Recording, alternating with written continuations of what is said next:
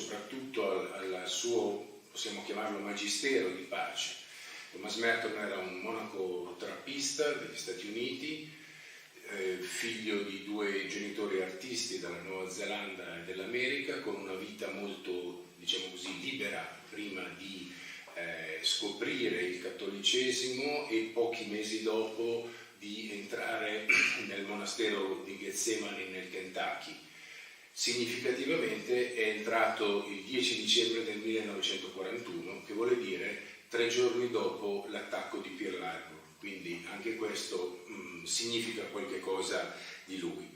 Ma vorrei passare come inizio a 20 anni dopo, all'11 novembre del 1961, quando Merton scrive a Papa Giovanni e tra le altre cose gli dice, scrive in francese, è una lettera di cui ho avuto fotocopia dell'originale dal segretario di Papa Giovanni, Monsignor Loris Capovilla, gli scrive tra le altre cose: carissimo Santo Padre, il problema più angosciante qui è il pericolo molto grande della guerra nucleare. Certo, nessuno vuole una simile guerra, ma la mancanza di comprensione, l'ignoranza, la propaganda violenta e astuta mantiene negli Stati Uniti uno spirito molto inquietante. Ci sono molti che odiano veramente la Russia comunista, il che implica un desiderio di distruggere questa nazione di per sé molto minacciante. Ma il peggio è che l'economia americana dipende sempre più da questo orribile sforzo di preparazione che porta inevitabilmente verso il disastro peggiore. È quindi praticamente impossibile fare macchina indietro e disarmare. Il disarmo potrebbe addirittura rovinare molte persone qui, e quindi una situazione molto grave. Ed è desolante che noi cattolici americani siamo a volte tra i più bellicosi, i più intransigenti, i più violenti, perché crediamo così di essere leali verso la Chiesa. Ma bisogna comunque pensare alla lealtà che noi dobbiamo innanzitutto alla legge di amore e di pace, che è la legge di Cristo. Ecco, 11 novembre del 61, nel 62 c'è la famosa crisi di Cuba, in cui Papa Giovanni interviene, e nel 63 uscirà la Pace in Terris, nella quale troviamo una serie di echi di molti scritti degli inizi degli anni 60 di Thomas Merton sul tema della pace nell'era post-cristiana. Furono degli scritti che Merton non ebbe mai il permesso di pubblicare, usciranno postumi nel 2005, poi verranno pubblicati anche in italiano dalla nostra casa editrice. Questo breve brano che ho letto, c'è poi anche la risposta di Capovilla a Merton dopo questo testo, ci sono sempre per la gentilezza di Capovilla la fotocopia di una dedica del libro, di un libro fatto da Merton al Papa, cioè, quindi c'era uno scambio molto grosso, ma questi testi sono il punto di arrivo di un cammino di Merton di comprensione del mondo e di superamento di quella stessa idea che lui si era fatto della vita monastica, che era stata mirabilmente resa pubblica a tutto il mondo con la sua autobiografia spirituale, La montagna delle sette balze, uscita nel 48 negli Stati Uniti e già nel 50 presso Garzanti.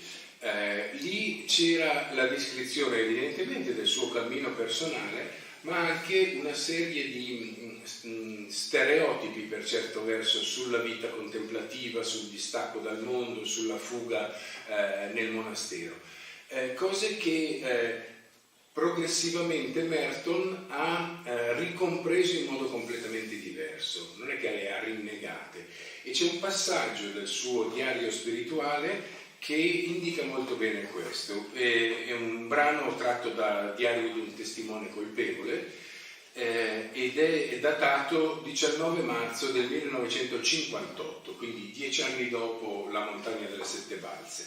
È un brano diventato talmente famoso che nel luogo citato da questo brano c'è ancora oggi una targa di ricordo che dice: qui Merton scrisse queste parole. A Louisville, all'angolo tra la Quarta Avenue e Walnut, nel centro della zona dei migliori negozi della città, fui d'un tratto preso dall'idea che io amavo tutta quella gente, che mi apparteneva come io appartenevo a loro, che non potevamo essere estraniati gli uni dagli altri, anche se di razze diverse. Era come svegliarsi da un sogno di separazione, di isolamento fittizio in un mondo speciale, il mondo della rinuncia e della pretesa santità.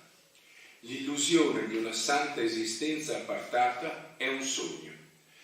Non è che io metta in dubbio la realtà della mia vocazione o della vita monastica, ma la concezione conventuale della separazione dal mondo si rivela troppo spesso un'illusione.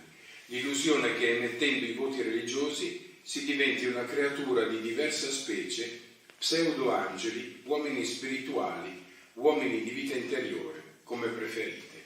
Ecco, questa è, se possiamo dire, la consapevolezza della svolta. Sono convinto che in tutte le vicende spirituali non c'è mai un prima o un dopo di un momento preciso, ma che quel momento è il momento in cui si catalizza un cammino di qualcuno e che poi nella memoria diventa il momento della svolta. Da allora Merton lavorerà tantissimo sul piano sociale e sul piano soprattutto pacifista, con incontri con i più grossi personaggi del movimento non violento e pacifista degli Stati Uniti, da Jim Forrest e Daniel Berrigan, il gruppo degli obiettori di coscienza al servizio militare, contro la guerra in Vietnam, da John Baez ad altre figure. Ecco, mi sembra importante proprio oggi, e qui chiuderei, risottolineare questo rifiuto della guerra anche di fronte a un nemico che tutti leggono, e con molta ragione per certi versi, come il nemico, il diavolo, la realtà contro cui bisogna combattere per difendere i propri principi, i propri valori, il proprio modo di vivere. E in realtà così facendo si finisce per assumere la modalità di comportamento e di reazione proprio del nemico, proprio di quella negazione dei nostri valori. Si rischia di tradire i principi, nel caso di Merton esplicitamente richiamati, del Vangelo, la legge dell'amore e la legge della pace, di tradirli in nome di una difesa di questi stessi principi. Credo che sia un messaggio ancora oggi estremamente attuale.